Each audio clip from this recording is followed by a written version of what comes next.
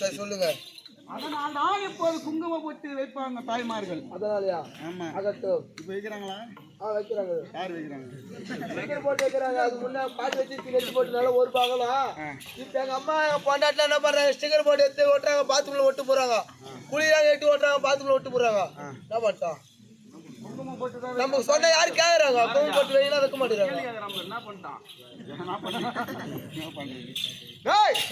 அப்படி நெத்தியில வைத்து அழுத்தின உடனே அந்த இடம் சிவந்த நிறம் மாறிச்சு வட்டமா. அப்படியா? அந்த இடத்துல உதிரை நின்று போச்சு. உடனே உச்சந்தாலியில பீரிட்டு அடித்தது. அடே இங்க நின்னு இங்க வருது இப்போ. ஆமா. உச்சந்தாலியில திரும்பி ஆத்து மணல வெட்டி வைக்கிறாரு இந்த இடத்துல. அந்த இடம் சிவந்து போச்சு. அப்படியா? அதனால்தான் இப்போ திருமணமான தாய்மார்கள்லாம் இந்த இடத்துல நெத்தியில குங்குமம் இருக்கு. அதான் உச்சி போட்டா. அதனால்தான். ஆகட்டும். அந்த இடத்துல உதிரை நின்ன உடனே தொப்புள் கொடி வழியாக ஒரு பெருக்கெடுத்து வருகிறது உதிரம். ஆமா. ஆகட்டும். தொப்புள்ள வச்சு ஆயிட்டனாரு. அங்கே நின்று போச்சு. அதுக்கப்புறம் அங்கே நின்று விட்டது. உதிரம் எங்க வந்தது தெரியுமா? எங்கு? பெண்களின் யோனி வழியாக வந்தது. பெண்களின் யோனி வழியாக உதிரம் வந்தது. யோனி வழினா தெரியல, பெண் உறுப்பு அது அந்தரங்கமா, அதெல்லாம் சொல்லக்கூடாது. ஆமா, புரியுதா? யோனி வழியாக உதிரமானது வரவே கோபமடைந்தார் சிவபெருமான். கிளம்ப 3 விழுதான் பொறுக்கும் உறவு உதிரத்தை நிறுத்தி வரவில்லையே. ஆமா, பெண்கள் இனத்திற்கு ஒரு சாபம் முடிவு. உனக்கு எப்படி யோனி வழியாக உதிரமானது பெருக்கெடுத்து வருகிறதோ இனி வருங்காலத்தில் வரக்கூடிய பெண்களுக்கெல்லாம் மாதம் ஒரு முறை இதை போலவே அதே இடத்தில உதிரம் வர கடவுது. அப்படிப்பட்ட மாதவிடாயாக போக வேண்டும் சபித்து விட்டார் சிவபெருமான். அப்படியா? அதனாலதான் இப்போ மாசத்துக்கு ஒரு முறை பெண்கள் மாதவிடாய். புரிகிறது. ஏன் அது? அந்த உதிரமானது போகவில்லை என்றால் பெண்கள் நம்மை அடக்கி ஆழ்வார்கள். நம்மளை விட பலசாலி பெண்கள் தான். மாதத்துக்கு ஒரு முறை அந்த உதிரம் வெளியே போறதுனால தான் இப்ப பலவீனமா காட்டிக்கிறாங்க. இப்ப கூட நம்மளை விட பலசாலி தான் வெளியே காட்டிக்கிறது இல்லை பெண்கள். என்னால ஒண்ணுமே பண்ண முடியும் மகாராஜா.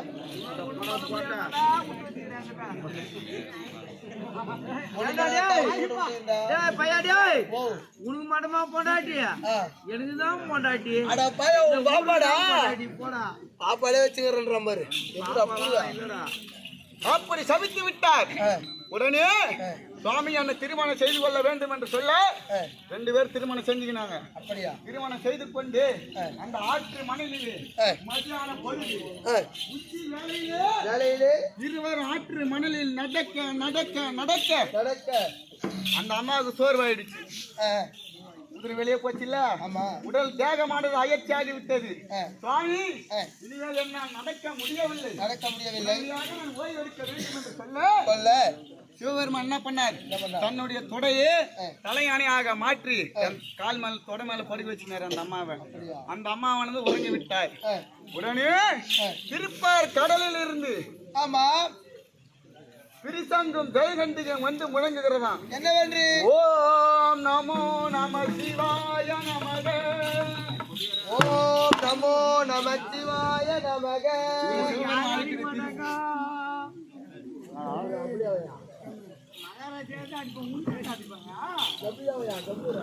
அப்படியே சிவபெருமான் அழிக்கிற திருசங்க ஜெயகண்டிகம் வந்து யாரோ நமது பெயரை சொல்லி அழிக்கிறார்களே, உடனடியாக சென்று காண வேண்டும் என்று சொல்ல இந்த அம்மா வேற தலைமையில படுக்க வச்சுக்கிறாங்க.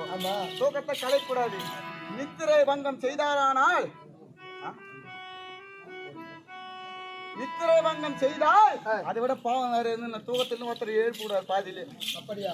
ஏப்பனாட பொறுமையா தான் எழுப்பணும். புரியுதா? அப்படி தூக்கத்திலிருந்து எழுப்பக்கூடாது என்று பக்கத்திலே ஒரு மணல் மேட்டினை குவித்து அதன் மேலே தலையாணியாக வைத்து இவரு இந்த அம்மா வந்துட்டாங்க சிவபெருமானை பாக்கிறதுக்கு. சிவபெருமானவன் திருப்பார் கடலிலே சென்றார். சென்ற போது இந்த திரிசங்கு ஜெயகண்டிகை வந்து 3 முறை நமசிவாய நமசிவாய நமசிவாய என்று சொல்லிட்டு இவர் பார்த்துக்குள்ள திருப்பார் கடல் உள்ள போய்விட்டது.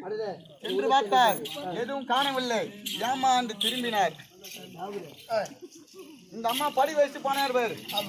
இந்த அம்மா பாதுகாப்பாக இருப்பதற்கு இந்த ஓம் சக்தியானவளை சுற்றி 7 கோரிட்டு சென்ற 7 வட்டம் அடடே ஆமா சிவபெருமான் போடுகிறார் 7 வட்டம் நடுவுல அந்த அம்மா பத்துனுக்குறாங்க ஆமா பெண்ணிற்கு பாதுகாப்பாக சிவபெருமான அந்த அம்மாவை சுற்றி 7 கோடுகள் போட்டார்கள் இங்க இவரு போய் பார்த்தாரு திரிசங்க ஜெயகண்டிகையும் இல்லை உடனே இந்த அம்மா கண் விழிச்சிட்டாங்க எங்கே அவர் நம் கணவரானவர் காணவில்லையே நம்மை சுற்றி ஒரு 7 கோடுகள் இருக்கிறது உடனடியாக நம் கணவரை பார்க்க வேண்டும் என்று நம் கணவரை பார்க்க வேண்டும் என்று இந்த குவிச்சி மண் மடஞ்சி பாரு அந்த மண்ணையே ஒரு கோட்டையாக மாற்றினார் ஓம் சக்தியானவள் ஒரு கோட்டையாக மாற்றி சுத்தி 7 கோடு போட்டார் அந்த 7 கோடுகளை இந்த ஒரு கோட்டைக்கு 7 மதில் சுவராக மாற்றினார் அப்படியே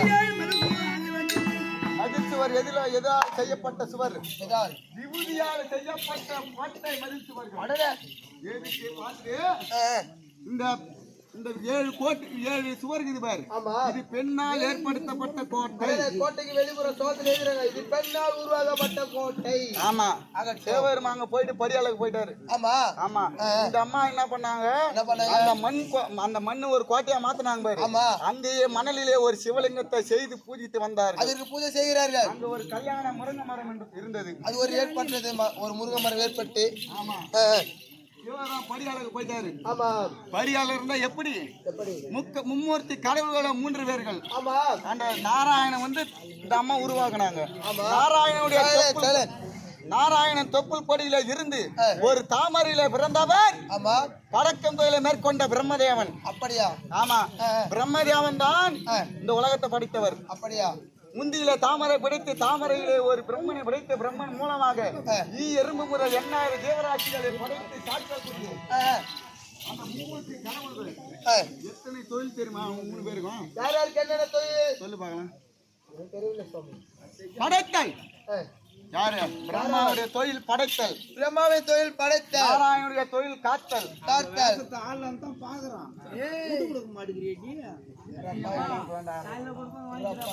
அந்த சிவபெருமானுடைய தொழில் அழித்தல் இன்னும் 2 தொழில் இருக்கு சிவபெருமானுக்கு இன்னும் என்ன ஆமா அருளல் மறைத்தல் கடைசியா அருளல் மறைத்தல்னா எது தெரியுமா எதிர்காலத்திலே நமக்கு என்ன நடக்க இருக்கிறதோ அது நமக்கு தெரியாம மறைக்கிறாங்க அதுயா எதிர்காலத்துல என்ன நடக்க தெரிஞ்சாம வாழ முடியுமா சத்தியமா அந்த ஞாபகத்தை மறைக்கிறது பேர் தான் மறைத்தல் கடைசியா அருளல் அருள் கொடுக்குது நீ இறந்த பிறகு முத்தி கொடுக்குது முத்தி மோட்சம் ஆமா ஆகட்டும் இந்த பஞ்ச கிருத்தியங்கள் இந்த 5 தொழிலை செய்யக்கூடிய அந்த சிவபெருமான் ஆமா புரியுறதா அப்படிப்பட்ட சிவபெருமான் படியளக்கம் தொழிலையும் செய்வாராம் இப்ப உங்களுக்கு நீ என்ன சாப்பாடு சாப்பிடுற அது படியளக்கிறது அவர் தான் சிக்கன்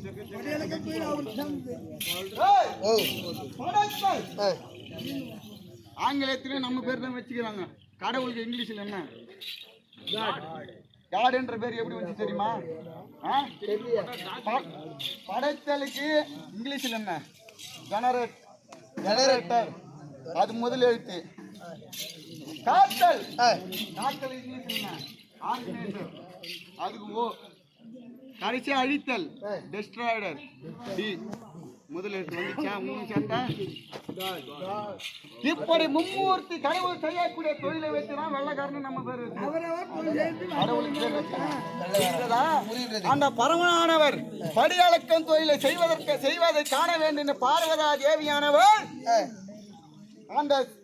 அந்த கோட்டை ஏற்படுத்தினாங்க பாரு அந்த இடத்துல சிவலிங்கத்திற்கு பூஜை செய்யக்கூடியவன் யார் தெரியுமா கைலாயத்தில் இருக்கக்கூடிய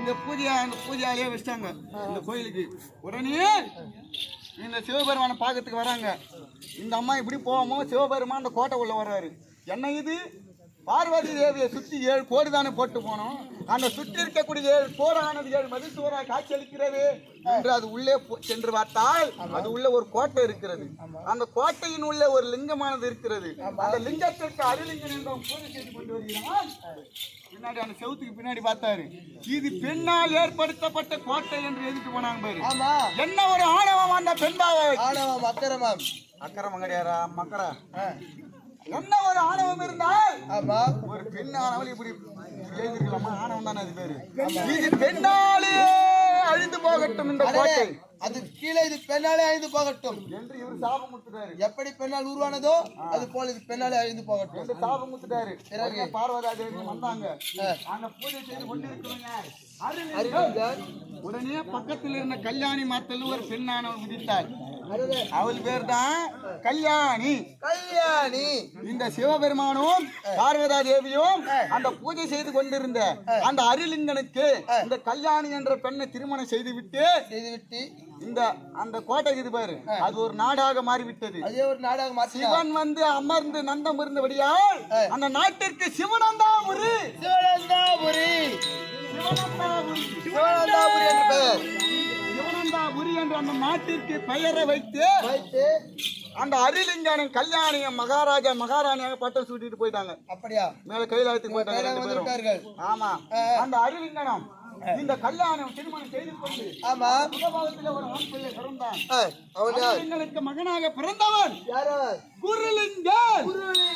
குருலிங்கன் குருலிங்கனானவர் எப்படி பூஜை செய்கிறார் அந்த சிவலிங்கத்திற்கு பல ஜாதி மலர்கள் 1000 ஜாதி மலர்களை கொண்டு வந்து காம்பறிந்து கொடியாக மலர்களை கொட்டி அந்த சிவனுக்கு பூஜை செய்கிறார். ஆமா, மலர்களை கொட்டி பூஜை செய்கிறார். ஆமா, குருலிங்கன் பிள்ளையாக பிறந்தான். அந்த குருலிங்கனுக்கு ஒரு பிள்ளை பிறந்தான். அவன் பெயர் தான் சிவலிங்கம். சிவலிங்கன் புரிகிறதா? இந்த சிவலிங்கம் எப்படிப்பட்டவன் தெரியுமா? எப்படிப்பட்டவர்? தன்னுடைய அப்பா தான் பல ஜாதி மலர்களை கொண்டு வந்து பூஜை செய்தார். நாம் ஒரே ஜாதி மலர்களை கொண்டு வந்து பூஜை செய்ய வேண்டும் என்று அந்த மலரின் பெயர் என்ன? அலரி மலர். அது சிவந்த நிறமா இருக்கக்கூடிய அலரி பூ. சிவந்த நிறம் இருக்கக்கூடிய செவ்வலரியை கொண்டு வந்து கூட கொட்டி அபிஷேகம் செய்து பூஜை செய்து கொண்டு வருகிறார். இந்த செவ்வலரி மலரை கொண்டு வந்து பூஜை செய்தபடியால் அந்த நாட்டு மக்கள் எல்லாம் இவருக்கு இன்னொரு பேர் வைக்கிறாங்க. இவரு பேர் சிவலிங்கம். செவ்வலரி மலரை கொண்டு வந்து பூஜை செய்தபடியால் அந்த மன்னனுக்கு செவ்வலரி மன்னன் என்று பெயர் வைத்தார். அப்படியா? அப்படி அருளிங்கனுக்கு குருலிங்கன் பிறந்தான். குருலிங்கனுக்கு சிவலிங்கம் பிறந்தான். அந்த சிவலிங்கனுக்கு இன்னொரு பிள்ளை பிறந்தான். அவன் யார்? அவன் பெயர் என்ன தெரியுமா? அந்த அருளிங்க குருலிங்க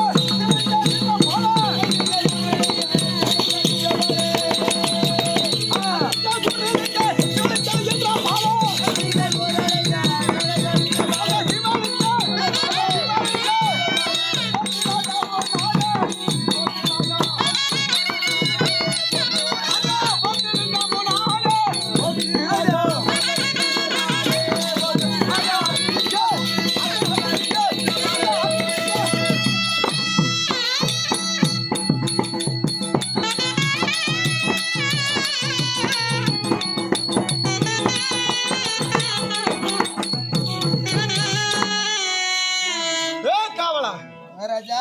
அப்படி